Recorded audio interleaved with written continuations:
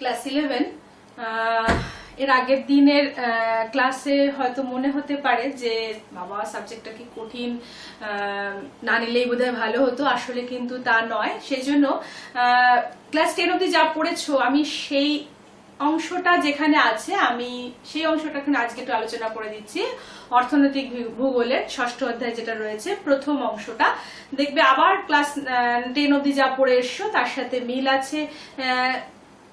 ওখানে একটু হালকা ভাবে পড়েছো, এখানে আরেকটু ডিটেলসে পড়তে হবে, আর কিছু নয়।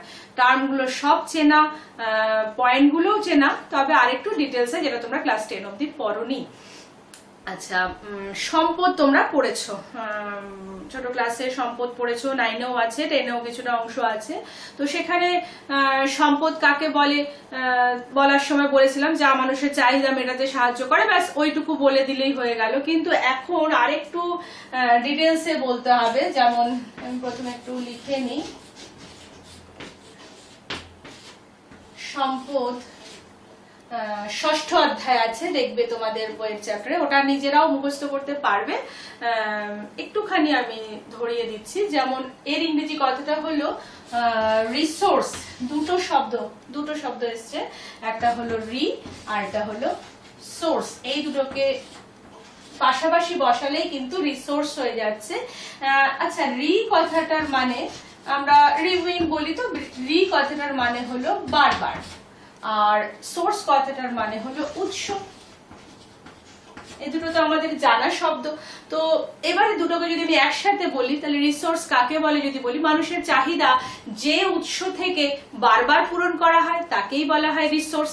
আচ্ছা, সাধারণ অর্থে আমরা রিসোর্স বলতে এমনি বুঝি যে কি কি সম্পদ আছে, তোর টাকা পয়সা হতে পারে, সোনা রূপা হতে পারে, জমি জমা হতে পারে, বাড়ি হতে পারে। তো এগুলো হচ্ছে এক ধরনের প্রাকৃতিক সম্পদ যার দাম আছে, যার মূল্য আছে। কিন্তু অর্থবিদ্যায়, ইকোনমিতে সম্পদ বলতে 3টে পয়েন্ট তার থাকতে হবে। কি কি পয়েন্ট? তার 3টে পয়েন্ট কি কি আছে? একটা হলো তার উপযোগিতা থাকতে হবে, সেটা মানুষের কাজে লাগতে হবে। আচ্ছা, আরেকটা হলো সহজে পাওয়া যায় না, কিন্তু এটা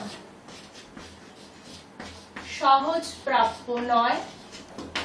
আরেকটা হলো বিপণন যোগ্যতা, মানে বিক্রি করে আবার আমরা বিপদের সময়, মনে করো জমি আছে কারো, বিপদের সময় হঠাৎ কোনো দরকার লাগবে, পড়াশোনার দরকারই বলো বা অসুখ বিসুখ, যে সেটা বিক্রি করে আমরা কিন্তু আমাদের প্রয়োজনটা মেটাতে পারবো।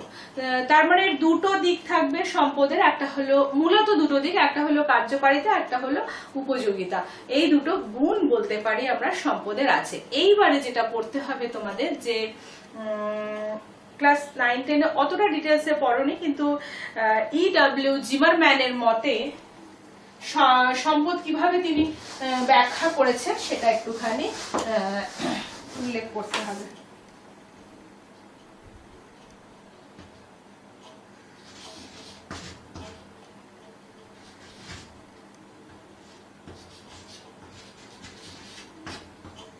বাংলায় যদি আমি লিখি তো এরকম ভাবে লিখতে পারো, E.W.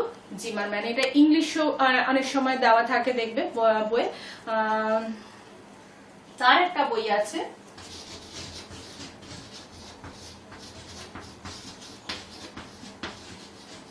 ওয়ার্ল্ড রিসোর্স, এখানে রিসোর্সটা আমি কিন্তু একসাথে লিখলাম, অ্যান্ড ইন্ডাস্ট্রিজ।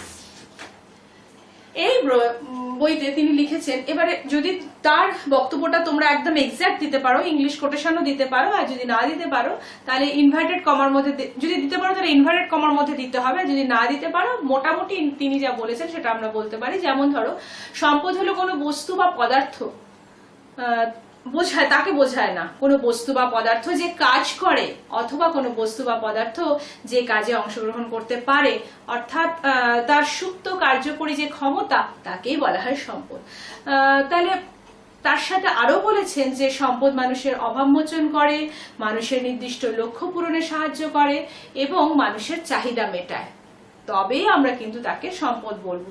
মাঠের মধ্যে ধান হয়ে আছে, সেটাকে যতক্ষণ না সেটাকে কেটে ঝাড়াই মাড়াই করে সেদ্ধ করে চাল ভাত করে আমরা খাচ্ছি, খেয়ে আমাদের ক্ষুধা নিবারণ হচ্ছে, ততক্ষণ কিন্তু আমরা সেটাকে কৃষিজ সম্পদ বলতে পারবো না। জঙ্গলে অনেক দামি দামি কাঠ হয়ে আছে, গাছ হয়ে আছে, সেই কাঠটা কেটে আনার পরে যদি সেখান থেকে আসবাবপত্র তৈরি না করি বা বিভিন্ন যন্ত্রপাতি, ট্রেন বাসের বিভিন্ন অংশ, যে কাঠের অংশগুলো লাগে সেগুলো যদি না তৈরি করি ততক্ষণ আমরা সেটাকে বনজ সম্পদ বলতে পারবো না। মাটির তলায় যে লোহা আকরিক রয়েছে বা কয়লা রয়েছে, সেটা তুলে এনে পরিষ্কার করে সেটাকে হয় জ্বালানি অথবা তার সাথে আরো কিছু মিশিয়ে যদি আমরা গ্রিল বা রেলের পাত এসব যদি তৈরি করতে না পারি, ততক্ষণ সেটাকে আমরা খনিজ সম্পদ বলবো না। আচ্ছা, এই হলো এবারে তার কথা অনুসারে সম্পদের সংজ্ঞা। এটা ভালো করে মুখস্থ করবে, কারণ সম্পদ কাকে বলে 2 নম্বরের প্রশ্ন আসতে পারে, সেই জন্য তার ডেফিনেশনটা এইটাই হচ্ছে 10 এর সাথে তফাৎ, যে এটাকে আরেকটু ডিটেলসে পড়তে হবে। আচ্ছা, এবারে সম্পদের বৈশিষ্ট্যগুলো কি কি আমি একটুখানি পয়েন্টগুলো লিখছি, তারপরে সেটা ডিসকাস করছি।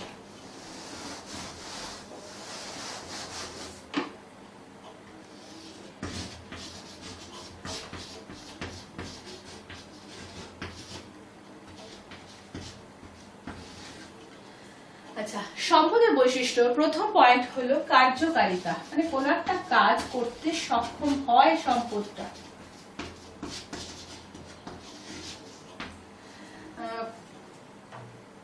মানে ধরো ধানটা তুলে আসার পরে ভাত হয়ে সেটা আমাদের খিদা নিবারণ করতে পারে, কার্যকারিতা। আচ্ছা, তার 2 নম্বর বৈশিষ্ট্য হলো উপকারিতা বা উপযোগিতা বলতে পারি, মানে সেটা মানুষের পক্ষে সেটা উপযোগী, মানুষের কোনো প্রয়োজনে লাগছে। 3 নম্বর পয়েন্ট হলো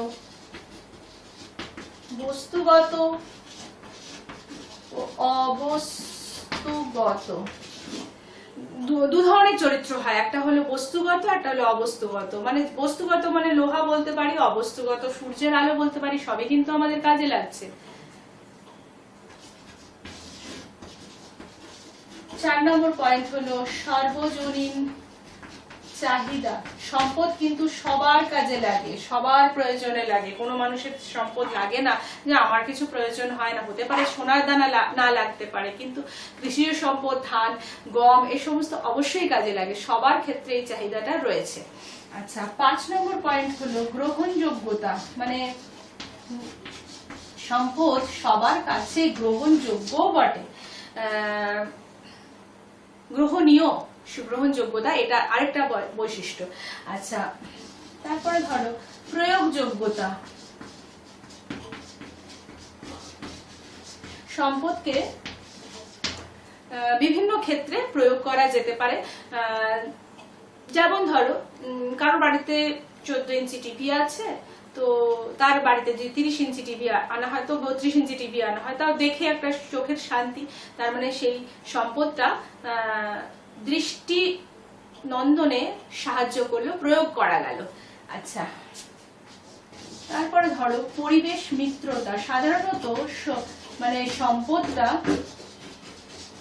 পরিবেশের বন্ধু হিসেবে বলা যেতে পারে। যেমন ধরো, তবে কিছু কিছু ক্ষেত্রে যে একদম দূষণ করে না তা বলবো না, যেমন কয়লা থেকে যখন তাপবিদ্যুৎ উৎপন্ন হয় তখন তো দূষণ ছড়াই, তবে সেটা ইচ্ছে করে নয়, প্রয়োজন মানে তাপবিদ্যুৎ উৎপন্নের প্রয়োজনে সেটা ছড়াচ্ছে। কিন্তু বেশিরভাগ সময় ধরো সূর্যালোক থেকে যে বিদ্যুৎ উৎপন্ন করা হচ্ছে, জোয়ার ভাটা থেকে যে বিদ্যুৎ উৎপন্ন করা হচ্ছে, ভূপৃষ্ঠের সমুদ্রপৃষ্ঠের উপরে তাপ থেকে যেটা করা হচ্ছে, সেইগুলো হচ্ছে পরিবেশের বান্ধব বলা যেতে পারে এবং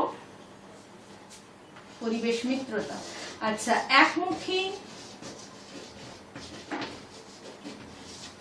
ও বহুমুখিতা, সেটা ব্যাপার কি? যেমন ধরো কয়লা খনিজ তেল তো তাপবিদ্যুৎ কেন্দ্রে কাজে লাগে, তাপবিদ্যুৎ কেন্দ্রতে কয়লা এবং খনিজ তেল থেকে মূলত তাপবিদ্যুৎ তৈরি হয়। তো কিন্তু তার উপজাত দ্রব্য রয়েছে, ন্যাপথলিন, গ্রিস, আলকাত্রা, এগুলো হচ্ছে বহুমুখী ব্যবহার তার।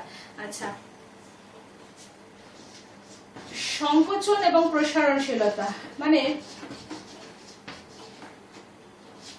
সংকোচন, মানে আমরা ইচ্ছে করলে সম্পদের ব্যবহারটা সংকোচন করতে পারি, আবার প্রসারণ মানে বাড়াতেও পারি। যেমন ধরো গচ্ছিত সম্পদ যেগুলো রয়েছে, কয়লা, খনিজ তেল, এগুলোকে পরবর্তী প্রজন্মের জন্য রেখে দেওয়ার জন্য আমরা সেই সম্পদের ব্যবহারটাকে সংকোচন করতে পারি। আবার তার পরিবর্তে যে সমস্ত জায়গা থেকে বিদ্যুৎ উৎপন্ন করা যায় সেই সমস্ত জায়গার ক্ষেত্রে প্রসারণ করতে পারি।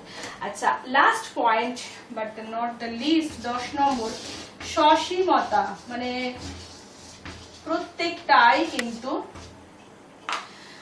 সীমাবদ্ধ, প্রত্যেকটা সম্পদই কিন্তু সীমাবদ্ধ, মানে যথেচ্ছভাবে আমরা যদি সম্পদ ব্যবহার করি তাহলে কিন্তু তার একটা কুফল রয়েছে। যেমন ধরো কয়লা, খনিজ তেল তো লিমিটেড রয়েছে, সেগুলো একদিন না একদিন শেষ হবে, সেটা তো সীমাবদ্ধ বটেই, কিন্তু বাতাসটা যদি আমরা দূষিত করে দিই, সেই অশুদ্ধ বাতাস কিন্তু আমাদের ক্ষতি করবে, আমাদের সম্পদ হিসেবে সেটাকে আমরা প্রয়োজন মেটানোর কাজে লাগাতে পারবো না। সেই জন্য ওটা হচ্ছে সসীমতা, প্রত্যেকটারই একটা সীমা আছে। এই গেল সম্পদের বৈশিষ্ট্য, কিন্তু আলাদাভাবে বড় প্রশ্ন আসে, তখন তোমরা এই পয়েন্টগুলো দিয়ে জাস্ট এই কার্যকারিতা সম্পর্কে তোমরা নিজেরাও লিখতে পারবে, এটা সম্পর্কে 2-3 লাইন লিখে দেবে এবং উদাহরণ সহ। বারবারই বলছি, উদাহরণ দিয়ে, এখানে যেমন বস্তুগত আমি প্রত্যেকটা বলার সময় কিন্তু উদাহরণ বলেছি, সেই উদাহরণগুলো দিয়ে করবে। আচ্ছা, এবারে সম্পদ সৃষ্টি হচ্ছে কোথা থেকে, এটাও একটা আলাদাভাবে প্রশ্ন আসে। উপাদান, কোথা থেকে সম্পদ সৃষ্টি হচ্ছে?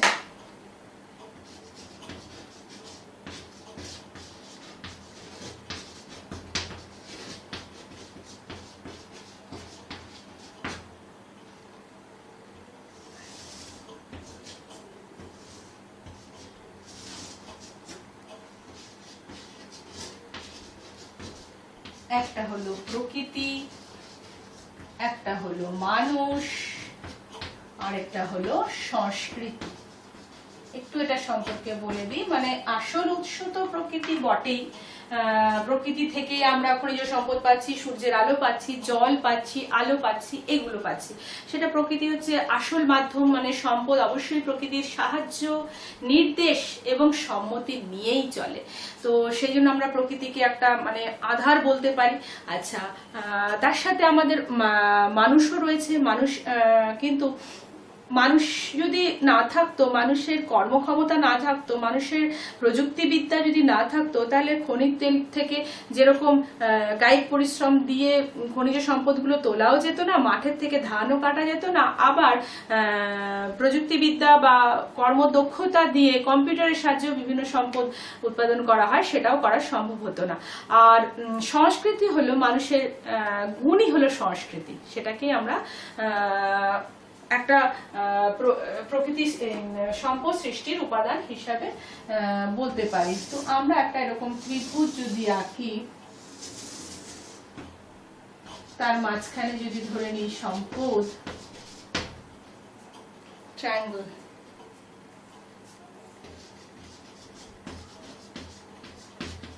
এবং প্রত্যেকটার সাথে প্রত্যেকটা কিন্তু মানে সংস্কৃতি, আন্তর্যুক্ত আর কি, একে অপরের সাথে যুক্ত।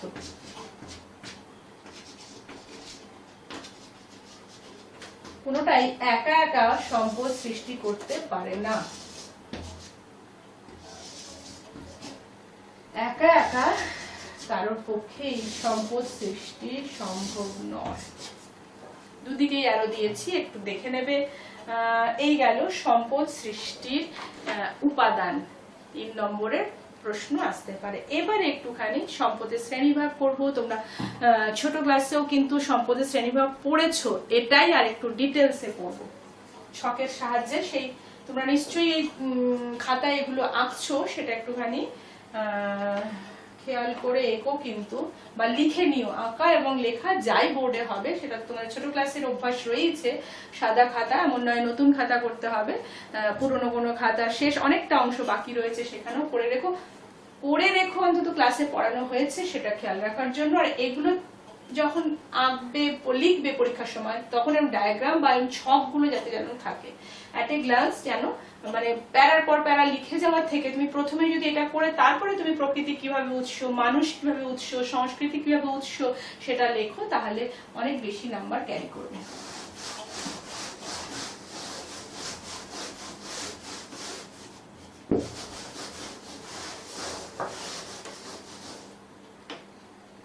সম্পদটা যেহেতু লেখাই আছে আমি সেজন্য ছকটা এখান থেকেই শুরু করছি। প্রথমে আমি 7টা যে ভাগ সেটা টেনে দিই।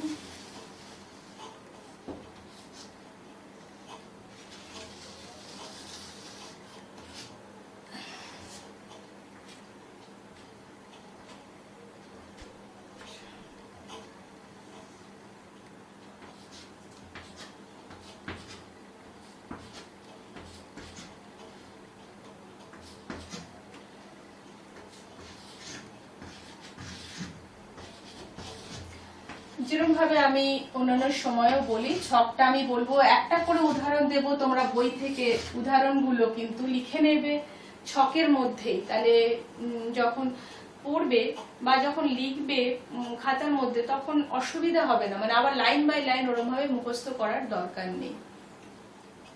প্রথম যে ভাগটা সৃষ্টির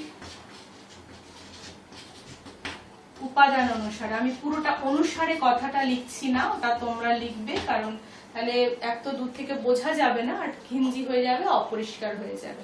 সৃষ্টির উপাদান অনুসারে মানে আমরা ইংরেজি থেকে বলতে পারি যেটা রিসোর্স ক্রিয়েটিং, কোথা থেকে ক্রিয়েট হচ্ছে সেইটা হিসেবে সম্পদের শ্রেণীভাগ। তো উপাদান তো আমরা একটু আগেই পড়লাম, একটা হলো প্রাকৃতিক মানে ফিজিক্যাল বলতে পারি, একটা হলো মানবিক যেটাকে আমরা হিউম্যান বলতে পারি, মানবিক, আর একটা হলো সাংস্কৃতিক যেটাকে আমরা কালচারাল রিসোর্স বলতে পারি। সাংস্কৃতিক, প্রাকৃতিক, মানবিক, সাংস্কৃতিক। আচ্ছা, প্রাকৃতিকের মধ্যে আমরা সূর্যের আলো বলতে পারি, আমি একটা দুটো লিখছি এখানে ভীষণই অপরিষ্কার হয়ে যাবে, কিন্তু এখানে মানবিকের মধ্যে কর্মদক্ষতা বলতে পারি। আমি একটা করে উদাহরণ দিয়ে দিচ্ছি যাতে তোমাদের বই থেকে খুঁজেও লিখতে সুবিধা হয়। আর এটা হলো শিক্ষা বলতে পারি। এবারে তোমরা বাকি যে ভাগগুলো সেটার উদাহরণ আমি দেব না, কিন্তু ব্যাপারটা তো বুঝলে নিশ্চয়ই যে প্রাকৃতিক সম্পদ কাকে বলছে, মানবিক সম্পদ কাকে বলছে, সাংস্কৃতিক সম্পদ কাকে বলছে। 2 নম্বর ভাগটা কিভাবে, কি অনুসারে, জৈবিক বৈশিষ্ট্য অনুসারে।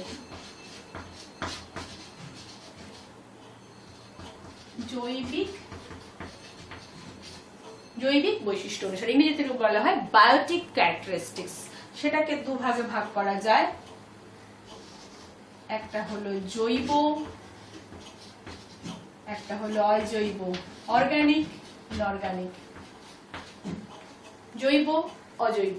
জৈবর মধ্যে আমরা বলতে পারি যে জীবজগৎ যেটা রয়েছে সেগুলো সবটাই, আর অজৈবর মধ্যে অক্সিজেন, এটাকে আমরা অজৈব বলতে পারি। আচ্ছা, 3 নম্বর সম্পদের 3 নম্বর যেভাবে সম্পদের শ্রেণীভাগটা করতে পারি সেটা হলো স্থায়িত্ব অনুসারে।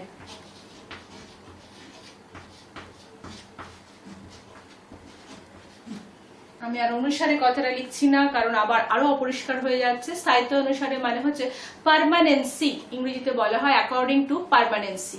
তা সেটাকে আবার 2টো ভাগে ভাগ করা হচ্ছে, একটা হলো গচ্ছিত নন রিনিউয়েবল, একটা হলো প্রবহমান রিনিউয়েবল। বারবার বলছি ইংরেজি শব্দগুলো কিন্তু অবশ্যই পড়বে, আমি বলেও দিচ্ছি গচ্ছিত রিনিউয়েবল, আর ওটা হলো নন রিনিউয়েবল আর রিনিউয়েবল। তাহলে গচ্ছিতর মধ্যে হচ্ছে খনিজ তেল, যেটা নতুন করে আর উৎপন্ন হবে না, আর প্রবহমানের মধ্যে হচ্ছে সূর্যের আলো, এটা বলা যেতে পারে।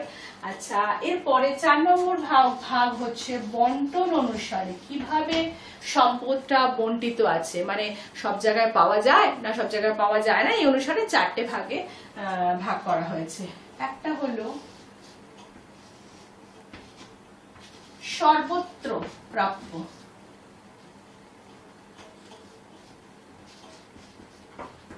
সর্বত্র প্রাপ্য, সব জায়গায় পাওয়া যায়। কিরকম? সূর্যের আলো। আচ্ছা, আরেকটা হলো সহজলভ্য, সব জায়গায় পাওয়া না গেলেও সহজেই পাওয়া যায়, মানে খুব যে ঘুরে বেড়াতে হবে, খুঁজতে হবে সেরকম ব্যাপার নয়, যেমন মাটি, বনভূমি এরকম। আচ্ছা, 3 নম্বর হচ্ছে দুষ্প্রাপ্য, মানে এটা কিন্তু খুঁজতে হবে, সব জায়গায় পাওয়া যাবে না, মানে খুঁজলেই যে পেয়ে যাব সেরকম ব্যাপার নয়। যেমন খনিজ তেল সব জায়গায় পাবো না, ভারতবর্ষের মধ্যেই সব জায়গায় নেই, তো আমাদের বাড়ির আশেপাশে খুঁজলে তো আর পাবো না।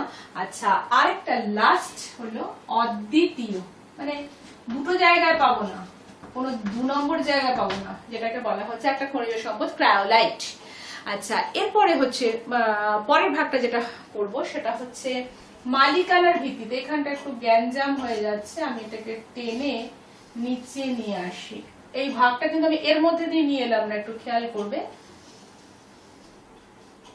এটা হচ্ছে মালিকানার ভিত্তিতে ভাগ, মানে কে মালিক, সম্পদটার মালিকটা কে, সেই অনুসারে ভাগটা। একটা ভাগ হলো ব্যক্তিগত, ঠিক আছে, ব্যক্তিগত মানে আমার জমি আছে, আমার বাড়ি আছে, আমার কোনো নির্দিষ্ট লোকের ব্যাপার হয়েছে, ঠিক আছে। আর এটা হলো সামাজিক, যেমন এই স্কুল সমাজের সম্পদ, কারণ ব্যক্তিগত সম্পদ নয়। জাতীয়, জাতীয় কোনো বনভূমি, সেটা হচ্ছে জাতীয় সম্পদ, মানে দেশের সম্পদ। লাস্ট হচ্ছে আন্তর্জাতিক, ওজোন স্তর কারোর ব্যক্তিগত, দেশের কারোর সম্পত্তি না, ওজোন স্তর সেটা হচ্ছে আন্তর্জাতিকের মধ্যে পড়বে। এরকম ভাবে 5 নম্বর। 6 নম্বর হচ্ছে প্রাপ্যতা অনুসারে, মানে কোথায় পাওয়া যায় সেই অনুসারে,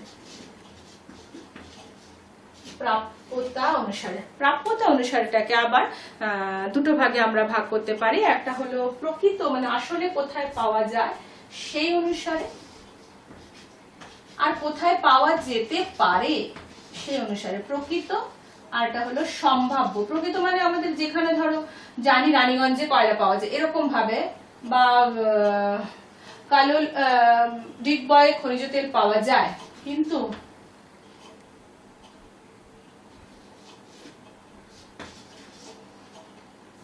গঙ্গা অববাহিকায় খনিজ তেল পাওয়া যাবে কিনা সেটা হচ্ছে প্রয়োজন, মানে ভবিষ্যৎ, ভবিষ্যৎ বলবে পাওয়া যায়, এটা হচ্ছে সম্ভব, মানে পাওয়া গেলেও পাওয়া যেতে পারে।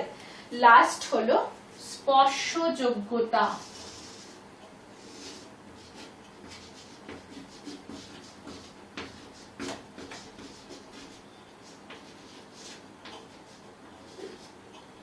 স্পর্শযোগ্যতা মানে হলো, আচ্ছা একটুখানি ইংরেজিটা বলা আছে, পরে আবার যখন রিপিট করছি তখন এটা বলে দেবো। স্পর্শযোগ্যতাটাকে 2 ভাগে ভাগ করা যায়, বোঝাই যাচ্ছে, একটা স্পর্শযোগ্য একটা অস্পর্শযোগ্য। বারবার বলছি ইংরেজি টার্মগুলো কিন্তু একটু পড়তে হবে,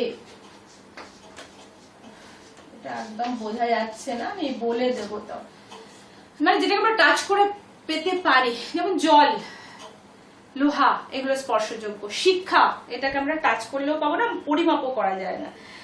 তাহলে এবার একটুখানি ডিটেলস আমি আরেকবার বলে দিই, রিপিট করে দিই, তোমাদের হয়তো দেখতে অসুবিধা হচ্ছে। প্রথমে সম্পদটাকে 7টা ভাগে ভাগ করেছে। একটা হলো সৃষ্টির উপাদান অনুসারে, কোথা থেকে সৃষ্টি হচ্ছে, জৈবিক বৈশিষ্ট্য অনুসারে, স্থায়িত্ব অনুসারে, বন্টন অনুসারে, মালিকানা অনুসারে, প্রাপ্যতা অনুসারে, স্পর্শযোগ্যতা অনুসারে। প্রথম যেটা হলো রিসোর্স ক্রিয়েটিং ফ্যাক্টর, তারপরটা হলো বায়োটিক ক্যারেক্টারিস্টিক্স এর উপরে, তারপর হলো পার্মানেন্সির উপরে, তারপরে অ্যাকর্ডিং টু ডিস্ট্রিবিউশন, তারপরে হলো অ্যাকর্ডিং টু ওনারশিপ, তারপর হলো অ্যাকর্ডিং টু অ্যাভেলেবিলিটি, আর লাস্ট হলো অ্যাকর্ডিং টু ট্যানজিবিলিটি। তো এই ইংলিশ টার্মগুলো ব্র্যাকেটে কিন্তু তোমাদের বইও দেওয়া আছে, অবশ্যই পড়বে। আচ্ছা, সৃষ্টির উপাদান অনুসারে প্রাকৃতিক, মানবিক, সাংস্কৃতিক 3টে ভাগে ভাগ করেছি, ফিজিক্যাল, হিউম্যান আর কালচারাল। তার প্রত্যেকটার উদাহরণ আমি বলে দিয়েছি, আর এটা বলবো না। জৈবিক বৈশিষ্ট্য অনুসারে জৈব, অজৈব, অর্গানিক, ইনঅর্গানিক, আর সাহিত্য অনুসারে গচ্ছিত আর প্রবহমান প্রত্যেকটা উদাহরণ আমি বলে দিয়েছি। নামগুলো লেখাটা বুঝতে পারবে না, নাও পারতে পারো, সেই জন্য রিনিউয়েবল, নন রিনিউয়েবল, রিনিউয়েবল। আচ্ছা, বন্টন অনুসারে মানে হচ্ছে ডিস্ট্রিবিউশন অনুসারে, এটা হচ্ছে ইউবিকিউটিস, এটা হচ্ছে কমনালিটিস, সব জায়গায় পাওয়া যায়। এটা হচ্ছে রেয়ারিটিস মানে দুষ্প্রাপ্য। এটা হচ্ছে ইউনিকিউটিস মানে হলো ইউনিকুইটিস বা UNIQUITIS, ইউনিকুইটিস। আচ্ছা, এবারে মালিকানার ভিত্তিতে ওনারশিপের মধ্যে তোমার ব্যক্তিগত রয়েছে, সোশ্যাল রয়েছে, ন্যাশনাল রয়েছে, ইন্টারন্যাশনাল রয়েছে। আচ্ছা, এরপরে হচ্ছে প্রাপ্যতা অনুসারে যেটা হলো অ্যাভেলেবিলিটি মানে অ্যাকচুয়াল, প্রকৃত, আর এটা হলো পোটেনশিয়াল, সম্ভাব্য। আচ্ছা, লাস্ট হলো ট্যাঞ্জিবিলিটি অনুসারে, স্পর্শযোগ্যতা অনুসারে এটা ট্যাঞ্জিবল, আর হলো ইনট্যাঞ্জিবল যেটা হলো স্পর্শযোগ্য আর অস্পর্শযোগ্য। সম্পদের শ্রেণীবিভাগ একটু ডিটেলস অবশ্যই, কিন্তু একটু মজাদারও বটে। উদাহরণগুলো তোমাদের কাজ রইলো, উদাহরণগুলো ব্র্যাকেটে বই থেকে খুঁজে বার করা। যদি ছকটা একবারে মুখস্থ রাখো তাহলে যে কোনো সম্পদের বন্টন অনুসারে সম্পদের শ্রেণীভাগ করো, মালিকানার ভিত্তিতে সম্পদের শ্রেণীভাগ করো, বা বিদ্যালয় কি জাতীয় সম্পদ, পাঠাগার কি, লাইব্রেরি কি জাতীয় সম্পদ, এরকম ভাবে উদাহরণ আসতে পারে। শর্ট কোশ্চেন যেহেতু বারবার বলছি বেশি আসে, সেই জন্য একটু বই দেখে উদাহরণগুলো ব্র্যাকেটে লিখবে, একটা দুটো করে লিখবে, আর একটু পড়লেই নিজেরাই লিখতে পারবে বইয়ের লাইন বাই লাইন, তখন মুখস্থ না করলেও চলবে।